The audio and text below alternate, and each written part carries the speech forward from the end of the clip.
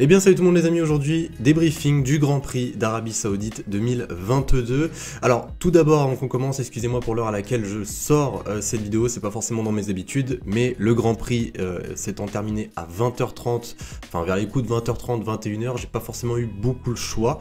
En tout cas j'espère que cette vidéo vous plaira, cette vidéo va se comporter en deux parties. Déjà dans la première partie on va débriefer ce Grand Prix en détail, bien évidemment avec les images à l'appui, et dans une seconde partie je vais vous donner mes tops et mes flops, et d'ailleurs comme d'habitude je vous invite à me donner les vôtres dans les commentaires. En tout cas on perd pas plus de temps et on va tout d'abord débriefer ce Grand Prix d'Arabie Saoudite. Alors avant quand même que je débriefe ce Grand Prix, on va s'intéresser à la grille de départ qui est quand même très importante, et il y a eu pas mal de surprises, voilà si je peux dire.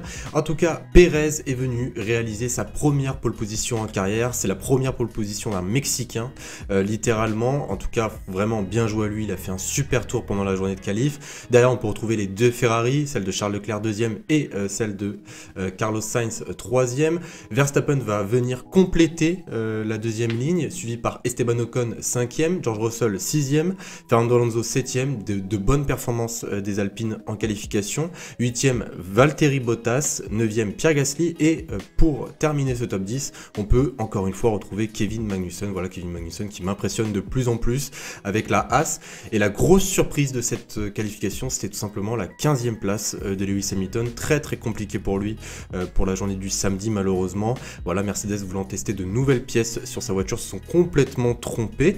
En tout cas, voilà les amis pour la grille de départ. Il faut aussi savoir que pratiquement tous les pilotes partaient en pneus médium, sauf Kevin Magnussen qui partait en pneu hard, Hamilton également, et Nico Hülkenberg. Avant la course, on a aussi appris que malheureusement Yuki Tsunoda ne pourra pas participer à la course. Et autre chose également, pendant la journée du samedi, Mick Schumacher est rentré violemment dans un mur. Le choc a été mesuré à 35 G. Heureusement, il va bien, c'est le plus important, mais il ne pourra pas du coup participer à ce Grand Prix. Alors on est parti maintenant pour le départ, vu que Pérez a conservé la tête de ce Grand Prix. Derrière il est suivi par Charles Leclerc qui s'est porté un petit peu plus vers l'extérieur mais qui garde la seconde place. Verstappen quant à lui passe Carlos Sainz pour la P3. Carlos Sainz qui a été un petit peu malchanceux, il a été un petit peu quand même tassé par son coéquipier. On a pu aussi constater derrière que Zhang Yuzhou et Ricciardo ont eu un léger contact mais sans incidence sur leur monoplace. On va directement avancer au troisième tour de course, vu que là ça va commencer en termes de dépassement. Russell va passer Esteban Ocon pour la P5. Et au cinquième tour de course, on a pu voir quelque chose qui, honnêtement, ça m'a fait très plaisir, vu que c'est assez rare ces temps-ci. On a pu voir un duel entre coéquipiers. Les Alpines se sont battus, voilà, une bataille entre Fernando Alonso et Esteban Ocon, avec des décalages quand même assez tardifs de la part du Français au début de la bataille, notamment au cinquième tour. Mais au final, au septième tour, Alonso passera du coup son coéquipier pour la P6. On avance jusqu'au 11e tour, vu que là maintenant c'est Hamilton qui va un petit peu plus s'illustrer. Il va passer Stroll pour la P12 au 11e tour, puis ensuite au 12e tour, il va passer Lando Norris, du coup pour la P11. Ocon, quant à lui, un petit peu plus en difficulté au 14e tour, est passé par Valtteri Bottas, et au même moment, encore une fois, Hamilton va rentrer dans les points après avoir dépassé Pierre Gasly. Au 16e tour de course, Pérez rentre au stand pour chausser des pneus durs. Voilà, je rappelle que le pilote mexicain est parti en pneus médium. Leclerc, quant à lui, reste en piste, et vous allez voir que ça a été vraiment le meilleur call de la part de Ferrari, vu que au même moment, malheureusement pour Sergio Pérez, Latifi entre littéralement dans le mur. Donc du coup, safety car, voilà, les pilotes derrière tels que Leclerc, Verstappen et Sainz en profitent pour rentrer au stand au 17e tour. Au 20e tour maintenant, Pérez a malheureusement passé Sainz alors qu'il était derrière au niveau de la ligne de safety car, ce qui est totalement illégal, hein, voilà, parce que Carlos Sainz est sorti des stands, il était du coup devant Pérez. Pérez n'a pas le droit de dépasser Sainz sous régime de safety car, et au 21e tour de course, c'est reparti. Pérez quant à lui laisse passer Sainz du coup pour la P3.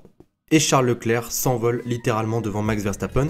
Au 24e tour de course, Hamilton passe Kevin Magnussen avant de se refaire dépasser par la Haas du Danois. Mais Hamilton n'aura pas dit son dernier mot puisqu'au 25e tour, il passera Kevin Magnussen pour de bon pour la P6. Au 26e tour, on entend une radio, celle de Max Verstappen, où il annonce que Leclerc a coupé la ligne blanche d'entrée des stands. D'ailleurs, l'écart entre Charles Leclerc et Max Verstappen est d'environ 1,5 secondes. On va avancer jusqu'au 35e tour puisque Fernando Alonso, qui fait une très bonne course, passe Kevin Magnussen pour la P7. Au même moment, 36e tour, Max Verstappen claque le meilleur temps au tour tout simplement. Et là, gros problème malheureusement au 36e tour de course, encore une fois, problème pour Alonso. Voilà, Alonso qui est au ralenti. Et là, ça a été littéralement une hécatombe puisque au 37e tour, Ricciardo s'arrête en piste dans la voie des stands précisément. 38e tour de course, abandon pour Valtteri Bottas. D'ailleurs, je rappelle une chose, celui qui a eu le moins de chance à ce moment-là, c'était littéralement Lewis Hamilton, puisque Lewis Hamilton ne s'était pas encore arrêté au stand et il comptait potentiellement s'arrêter au stand s'il y avait une potentielle safety car, et au final, ça n'a pas pu être le cas vu que la voie des stands était fermée due à la voiture de Ricciardo et de Fernando Alonso. Du coup, virtual safety car, Ricciardo et Alonso vont être du coup remis dans la voie des stands. Et du coup c'est reparti, Verstappen est à 1 seconde derrière Leclerc. Hamilton quant à lui est obligé de rentrer au stand, il ressortira P12 en pneu médium. Verstappen, Leclerc, round 2, c'est reparti au 42e tour de course. Verstappen tente de passer Charles Leclerc avant le dernier virage. Au final, il réussit à le passer, mais le pilote monégasque n'a pas dit son dernier mot. Il le repassera du coup au DRS. 43e tour de course, deuxième tentative pour Max Verstappen qui retente de passer Leclerc. Les deux pilotes bloquent les roues, notamment Max Verstappen qui a beaucoup plus bloqué. Et du coup, Charles Leclerc va se faufiler encore une fois. Puis ensuite, pendant quelques tours, un léger écart va se former entre la monoplace de Max Verstappen et celle de Charles Leclerc. Et au 47e tour de course, Verstappen prendra la tête de ce Grand Prix au DRS sur la ligne de départ. 49e tour de course, on a pu voir aussi un accrochage entre Lance Stroll et Alexander Albon. Drapeau jaune dans le premier secteur. Et au final, à la fin, Charles Leclerc n'arrivera pas à remonter sur Max Verstappen. Du coup, victoire de Max Verstappen qui termine devant Charles Leclerc P2 et Carlos Sainz à la 3e position. Malheureusement, le grand perdant de ce Grand Prix, ça aura quand même été Sergio Pérez. Donc voilà les amis, par rapport au débriefing de ce Grand Prix, on passe directement à mes tops et mes flops et je vous invite comme d'habitude à mettre les vôtres dans les commentaires. Alors je vais les passer assez rapidement parce que j'en ai pas mal. Aujourd'hui j'en ai pas mal. Alors déjà le premier, le vainqueur de ce Grand Prix, Max Verstappen. Super course de A à Z.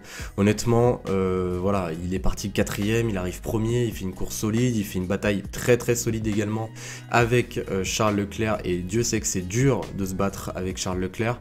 On a bien pu le constater à Bahreïn la semaine dernière.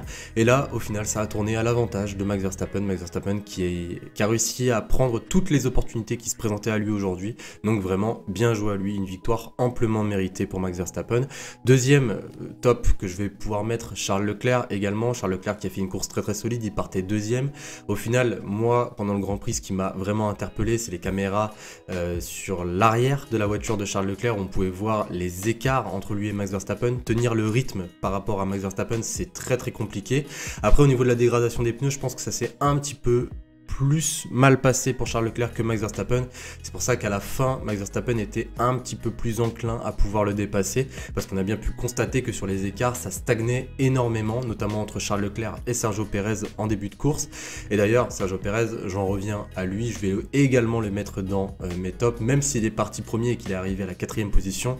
Il a fait une très bonne séance de qualif. Bon, ça, je suis pas forcément censé le compter pour les tops de la course, mais quand même, faut le dire, il partait en première position. Il a fait un très bon début de course, il a réussi à garder un très bon rythme et au final malheureusement ça n'a pas tourné de son côté, la malchance l'a frappé et croyez-moi que si il avait réussi à mettre en place la stratégie de Red Bull, littéralement de s'arrêter et que Charles Leclerc continue, il serait sûrement ressorti devant Charles Leclerc s'il n'y avait pas eu le crash de Nicolas Latifi et au final je pense pas qu'on aurait eu potentiellement les mêmes résultats. Donc voilà, je vais m'arrêter là pour les tops sinon ça va faire beaucoup trop, mais il y en avait bien évidemment d'autres, voilà, notamment Magnussen qui termine 9ème.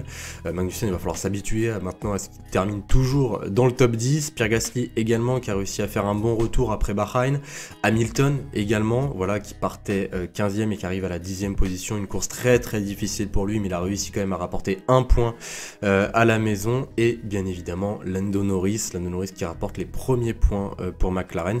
Donc voilà pour mes tops. Et on passe directement à mes flops, et j'en ai moins que prévu au final. Bon, vous allez me dire tant mieux. Alors déjà, je vais mettre les Williams, voilà, que ce soit celle de Nicolas Latifi ou Alexander Albon. Les deux pilotes ont fait quand même pas mal d'erreurs, on va pas se le cacher. Notamment, voilà, Nicolas Latifi qui rentre dans un mur, ou même Alexander Albon dans le dernier tour, avec sa manœuvre quand même qui était très osée sur Lance Stroll. Et le deuxième flop, et ça va être mon dernier flop littéralement, je vais mettre Alpine, non pas les pilotes, mais vraiment Alpine eux-mêmes, puisque je reviens sur leurs propos en fait d'avant-saison. Alpine avaient eux-mêmes dit qu'ils voulaient un moteur surpuissant et qu'ils s'en fichaient totalement de la fiabilité. Et au final, aujourd'hui, on a bien pu constater que la fiabilité, ça reste quelque chose de très très important en Formule 1, notamment dû à l'abandon de Fernando Alonso. J'ai été très attristé de voir que sa voiture n'a pas tenu le coup, que son moteur avait totalement lâché. C'était carrément marqué sur son écran de volant que son moteur était dead, littéralement. Donc je trouve ça très dommage pour Fernando Alonso. Il était sur une très très bonne course, il aurait pu aller chercher de très très gros points. Donc voilà les amis, par rapport à mes tops et mes flops, vous me donnez les vôtres comme d'habitude dans les commentaires. Et sur ce, ce débrief d'Arabie Saoudite 2022 est maintenant terminé. N'hésitez surtout pas à liker et à vous abonner si ce n'est pas déjà fait.